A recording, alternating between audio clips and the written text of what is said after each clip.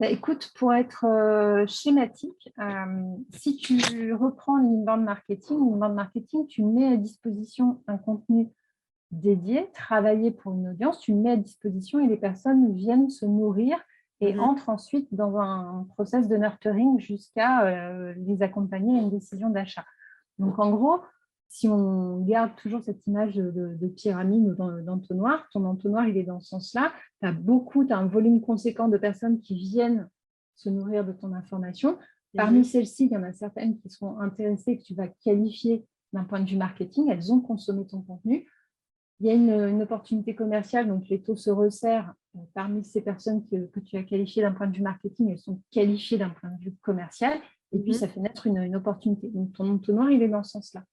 L'account-based marketing, tu inverses, d'où le flip my funnel. Tu inverses en fait ton entonnoir et c'est toi qui vas décider, tu t'offres le luxe de décider avec qui tu veux travailler. Alors, soit nommément, je veux travailler avec telle entreprise A, B, C et D, ou un secteur d'activité ou des fonctions métiers. Donc, tu cibles différemment, c'est toi qui choisis et après, tu vas créer une expérience de contenu qui fait que tu vas aller capter leur attention et tu vas les emmener pareil dans un parcours. Tu pars de l'objectif, en fait. Tu pars de l'objectif. Et on parlait des personas. En ABM, tu vas avoir plutôt l'ICP, l'Ideal Customer Profile. C'est-à-dire que là, c'est l'entreprise type avec qui je voudrais dealer. Là où c'est génial en ABM, c'est qu'en fait, tu fais preuve d'énormément de créativité. Pourquoi? Parce que souvent, tu es sur des deals à panier moyen assez élevés, sur des cycles de vente plutôt longs, des cercles de décision étendus. Tu peux avoir des dizaines de personnes qui entrent dans cette décision-là. Et souvent, des audiences difficiles à capter. Ils sont sursollicités, ils n'ont pas le temps, ils sont très chassés, ils ne sont pas présents sur les réseaux, ou en tout cas, ils n'interagissent pas, ils sont un peu en shadow, tu n'arrives pas à entrer en contact, etc. Donc, il faut faire preuve d'énormément de créativité pour aller au-delà, casser ces barrières-là. Donc ça, c'est génial, c'est hyper enthousiasmant de défricher ces terrains-là, tout en étant toujours sur les valeurs de la proposition de valeur que tu as, en fait. Donc, l'account-based marketing, c'est effectivement créer une campagne basée sur du contenu qui peut presque aller, pour certaines approches extrêmement personnalisées, à un compte cible égale une campagne. On est sur de l'orfèvrerie, on est sur du marketing hyper ciblé. Alors, c'est super, et je crois grave à ça. Et de fait, je vais te dire, moi, je le fais souvent. C'est-à-dire que maintenant, je vais à l'essentiel. C'est avec certains clients, je dis, bon, c'est quoi la target idéale, quoi? Le rêve absolu, c'est qui? Voilà. Bon, on va essayer de… Comme le budget, en général, n'est pas à l'infini, je dis, il y a deux options. C'est soit on vise large et on essaye d'avoir du nombre, soit on se concentre sur la super target. Et quasiment tout le budget qu'on a, on l'alloue à essayer de susciter l'intérêt, déclencher la conversation, se faire remarquer, faire un webinaire top qui réponde pile poil à la problématique de tel client. Ouais. Alors, c'est génial. Si un entrepreneur veut démarrer comme ça, avec de l'ABM, c'est quoi les on va dire les 3-4 étapes vraiment hyper pratiques par lesquelles il démarre, quoi. Il entend cet entretien, il se dit ce truc est génial. C'est quoi la première chose qu'il fait? Bon, il appelle Winbound. Il appelle Winbound. Juste par rapport à ce que tu viens de dire, en fait, il y a même une alternative à un entre-deux qui est intéressant, c'est de mixer les deux. C'est-à-dire de ne pas se priver de pouvoir faire quand même de l'inbound en même temps. C'est-à-dire que tu as ta target cible, mais ne pas se priver d'être quand même présent dans une approche inbound, de faire venir du monde, parce que tu as besoin des prescripteurs en interne, des influenceurs. Et ceux-là, même si tu ne les cibles pas dans ta campagne, le jour où ils viennent, ils ont entendu parler de toi, ça a bruissé à un moment donné, ils ont besoin de se renseigner, ils vont venir sur ton site et ça n'empêche pas de les rentrer dans une approche plutôt inbound. Donc, les deux sont intéressants à mixer. Pour répondre à ta question, on le fait rarement, mais je vais dévoiler un peu la méthode propriétaire qu'on a. On a de la chance, c'est le cadeau. La chance, c'est ça, c'est cadeau. En fait, on a une méthodologie propriétaire qu'on a appelée Aim and Go. Aim, viser. Voilà, viser. En fait, Aim, c'est Account, Intelligence, Message. Et tes 3 piliers de démarrage, ils sont là. C'est qu'est-ce que je sais du compte? C'est canon. Dedans, il y a beaucoup de méthodologies, mais je ne vais pas rentrer dans tous les détails. Mais en gros, c'est qu'est-ce que je sais du compte? quelles informations, quelle intelligence business j'ai.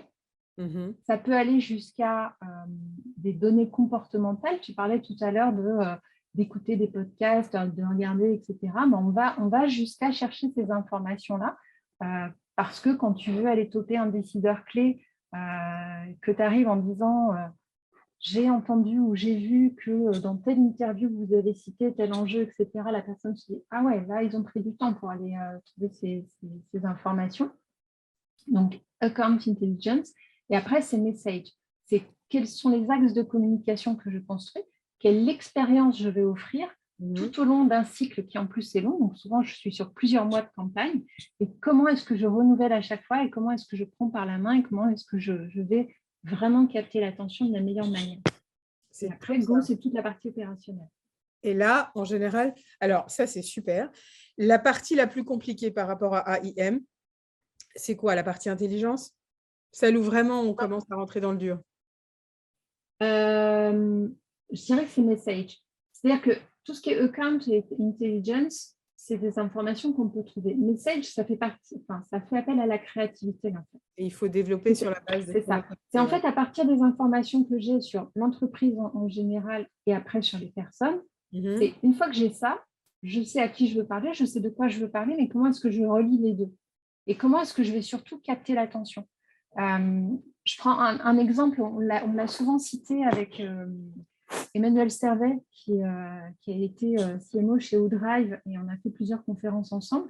Je trouvais la campagne qu'elle avait montée absolument démonstrative de ça. Elle s'adressait à des DSI qui ne connaissaient pas l'entreprise, DSI hyper difficile à capter, toujours sursollicité, il n'y a pas un matin où il n'y a pas une boîte qui veut travailler avec eux, etc. Imagine-toi qu'elle a fait envoyer une box, comme quand tu reçois tes colis Amazon, une box anonymisée dans un premier temps, tu ouvrais et tu avais à l'intérieur une bougie parfumée, un mug chauffant, une enceinte connectée, un petit masque réfrigérant pour les yeux et tout. Le truc complètement improbable pour un DSI. Le mec se dit, ils se sont plantés, c'est pour qui? Pour moi. Avec un petit flyer qui disait, allumez la bougie, faites-vous un petit thé, mettez la musique. On vous a d'ailleurs prévu une petite playlist.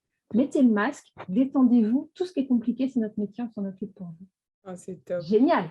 Ouais, Génial. top. Et ça, c'était le door opener, envoyé donc physiquement, difficile à mesurer. Donc, tu sais que tu te prives d'une partie de l'information, mais qui était la porte d'entrée à toute la campagne digitale qui suivait.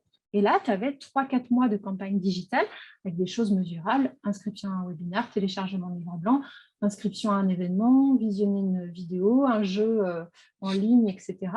Et tous ceux qui s'engageaient en fait avec la marque en suivant et en acceptant de recevoir des informations, montaient en grade dans l'outil marketing automation, étaient scorés et les plus engagés passaient au commerce. C'est canon. Top. C'est super mais parce qu'en fait, ça montre comment tu peux utiliser l'offline pour amener au online. Et c'est ça le plus dur en fait. Exact. Mais on a fait un livre blanc sur le print et le digital. En France, le print revient parce que, déjà, tu reçois quasiment plus des factures et encore quand elles ne sont pas dématérialisées. Et l'émotion du print, l'émotion positive du print, elle est indispensable dans ce genre d'expérience. Quand on dit ABM expérience, marketing, c'est un peu galvaudé quand on dit account-based marketing parce que ce n'est pas que du marketing. Donc, tu as aussi ABE qui existe ou ABX. Mais on joue vraiment, on va chercher de la vente émotionnelle. On va rechercher de l'humain au cœur de tout ça. Ouais, c'est ce que nous a appris notamment le Covid. C'est qu'à un moment donné, exactement ça. 2 ans de digital privé de relations humaines, il n'y a rien de mieux qu'un café en terrasse pour aller papoter. C'est exactement ça. Mais juste pour revenir sur cette campagne, pour moi, elle est emblématique parce que ils auraient pu faire des trucs hyper classiques. Tu vois, d'être dans le discours anxiogène, attention, les ransomware, attention, la sécurité, cybersécurité, etc. Ils sont spécialisés dans la sécurisation des données dans le cloud. Le truc le plus boring de faire. Voilà. Ok. Tu arrives avec un discours qui est regarde, tu as une box un peu girly, limite, avec le petit truc, le petit. J'allais te dire, c'est très féminin comme idée. Mais ouais, sans sexisme de l'autre côté. Tu viens bousculer, en fait, tu viens forcément capter l'attention et c'est le point de départ de tout le reste. Donc, cette créativité, elle est géniale. Et tu as plein d'exemples comme ça. On a travaillé avec la Poste justement sur des campagnes pour aller recapter l'attention de la grande distribution avec des choses envoyées en print et autres. Ça fonctionne. Et même pendant le Covid, tu arrives à sensibiliser les personnes à dire est-ce que exceptionnellement vous seriez d'accord pour nous donner votre adresse personnelle parce qu'on doit vous envoyer quelque chose. Les personnes disent ouais, pas de souci. Le truc improbable. Top. Des trucs que tu n'arrives jamais à faire par Non, Internet. Jamais, quoi. non. Non, mais bon, il aura quand même fallu 20 ans et quelques années d'Internet pour s'apercevoir que c'est bien les rapports humains normaux. C'est bien, c'est bien. C'est pas Et mal. la vente, on parle B2C, B2B, etc. La vente, c'est avant tout de l'humain à l'humain. Hein. Même quand tu es entre deux grosses boîtes, c'est un humain qui achète à un humain, qui signe, tu vois.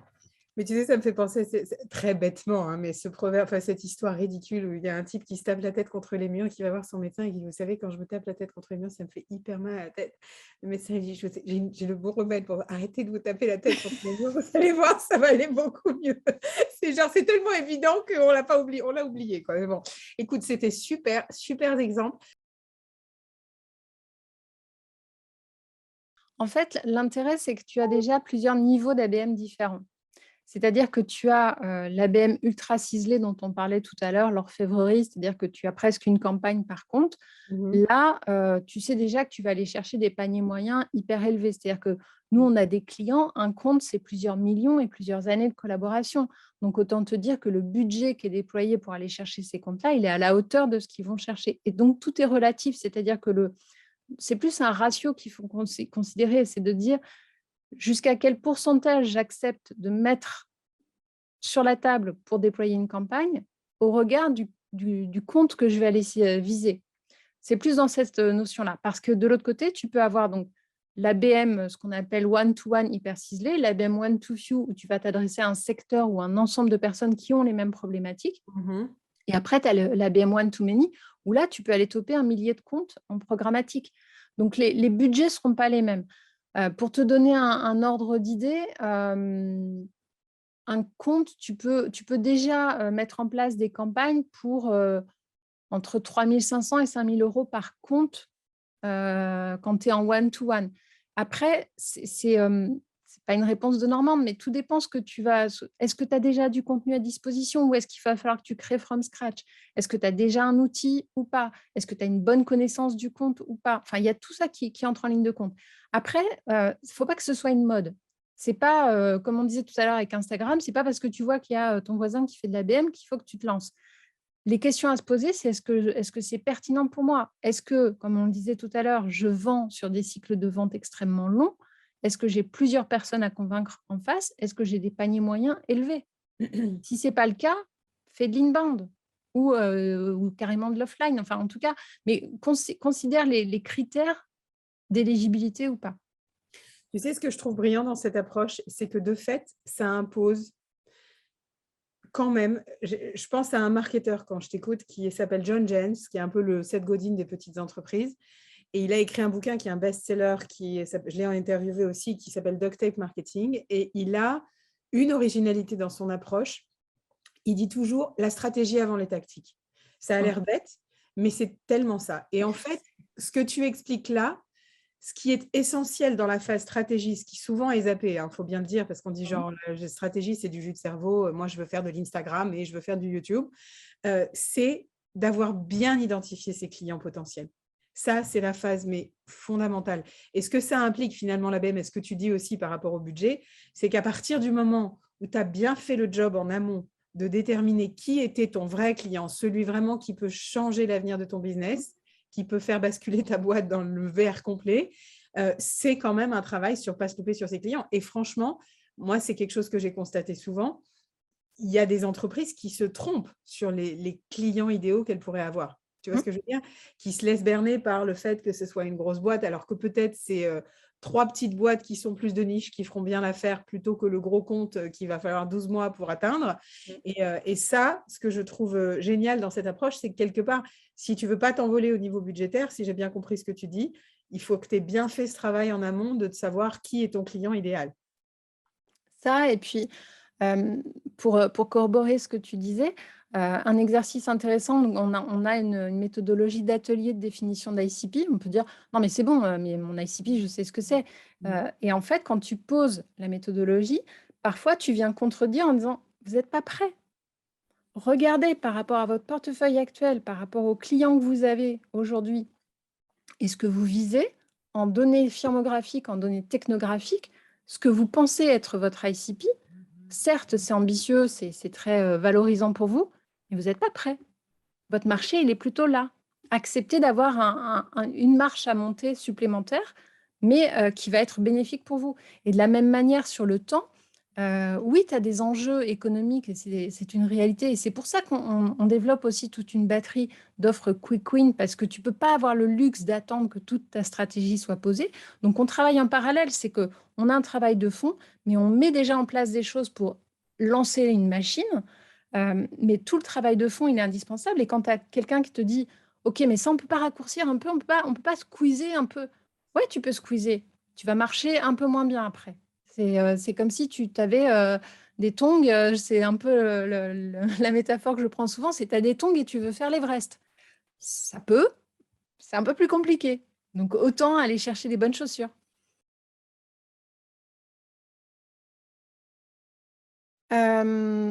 Sur les clients qu'on a accompagnés, les premiers résultats pour certains, c'était dans les 6 mois. OK. C'est-à-dire que en ayant bien travaillé la connaissance du compte, l'intelligence commerciale, en allant chercher vraiment des données clés différenciantes, en travaillant bien ces messages et ces axes de communication, en 6 mois, on avait déjà des résultats.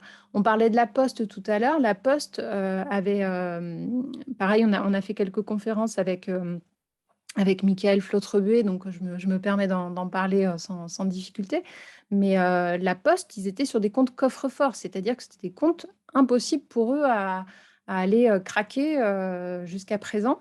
Et entre le travail qu'on a fait avec l'IA pour aller confirmer les problématiques, des expressions de besoins, la création après des axes de communication qui s'appuyaient sur toutes les données qu'on avait en amont, de mémoire, ils ont réussi à entrer dans 11 ou 12 comptes, en tout cas d'avoir des rendez-vous avec 11 à 12 comptes clés des décideurs stratégiques dans ces comptes-là, sur les 22 qui avaient été identifiés. Waouh. OK, donc c'est vraiment très efficace. Maintenant, quand tu dis qu'on commence à avoir des résultats, c'est résultats break-even limite ou bénéficiaires quand même? C'est des résultats. Alors, c'est intéressant ta question. Il y a un point qu'on n'a pas abordé, c'est les KPI. Les KPI, c'est hyper important de les poser en amont. C'est-à-dire, qu'est-ce qu'on se fixe ensemble, déjà au cœur de l'entreprise et avec la structure qui va t'accompagner, que ce soit un consultant ou une agence, qu'est-ce qu'on se fixe comme objectif ensemble? Parce que quand tu arrives et qu'on te dit, je veux faire de l'ABM, et tu dis, OK, quels sont vos objectifs sur l'année? Quand tu dis, ah, mais Ouais, comment veux-tu qu'on mesure si ça marche ou pas? c'est la formulation que j'adore aux États-Unis, c'est What does success look like? À quoi va ressembler le succès? C'est ça. Donne-moi un portrait robot.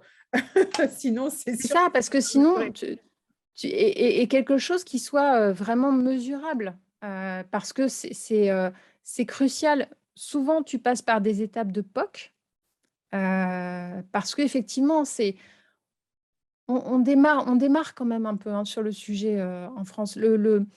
L'account-based marketing n'est pas nouveau en soi. On a remis une couche marketing, on a remis, et c'est un vrai luxe, la puissance du digital sur des choses qui existaient déjà, mais on est quand même encore aux prémices sur pas mal de choses. Mais on a besoin de passer souvent par une étape de POC, mais il faut donner un objectif et une mesure à ce POC pour pouvoir dire, OK, ça fonctionne, je vais pouvoir ensuite scaler.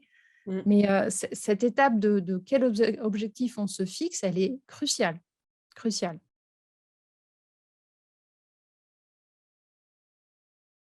Il y a une écoute croissante, on va être très honnête, hein, c'est une première série, donc effectivement, on a beaucoup travaillé sur le sujet. On avait sorti un baromètre aussi de l'account based marketing à la session précédente d'Inbound Marketing en 2021. Mhm. sur laquelle on avait travaillé aussi. Il y a comme on le disait tout à l'heure, une vraie prise de conscience. On est entre 250 et 300 écoutes par mois, donc c'est modeste, mais c'est quand même en train de, tu Ah vois, oui, mais c'est de monter. super qualifié. C'est Parce- extrêmement qualifié. que- Il y a encore peu de personnes, peu de prise de parole sur le sujet en France. On est quelques confrères et néanmoins amis à se positionner sur cette offre. Et c'est vrai que il y a encore tout un travail d'éducation. On a voulu en fait proposer ce podcast pour aider à la compréhension, pour défricher et amener effectivement non seulement cette notion éducative, mais aussi ce partage d'expérience. C'est-à-dire qu'il y a même parfois des marketeurs qui ignorent qu'ils font en fait de la BN. Donc, c'est aussi intéressant de mettre un nom et un éclairage dessus. De voir aussi des idées de campagne qui naissent, qui sont faites par les entreprises, parfois en tâtonnant un peu, mais qui sont géniales par ailleurs. Donc, c'est aussi pouvoir donner la parole et partager l'expérience. On est vraiment, tu vois, Inbound Marketing France, c'est un événement à but non lucratif et ce n'est pas juste pour faire joli, c'est une vraie valeur. ABM Experience, c'est exactement la même chose. C'est vraiment dans l'idée de partager, de grandir ensemble, d'avancer, de se donner des pistes de veille, de partager des choses qu'on a pu lire, voir, etc. Parce que c'est ça aussi qui fait que tout le monde avance dans un nouveau marché. C'est une super initiative en tout cas. Et je trouve que c'est vraiment de la valeur. Je pense que c'est le marketing, je te le dis franchement, pas de demain, mais d'aujourd'hui en vérité. Mm. Enfin, comme tu l'as dit, il faut faire un alliage des deux. C'est toujours la balance, comme on dit, qui est la meilleure formule.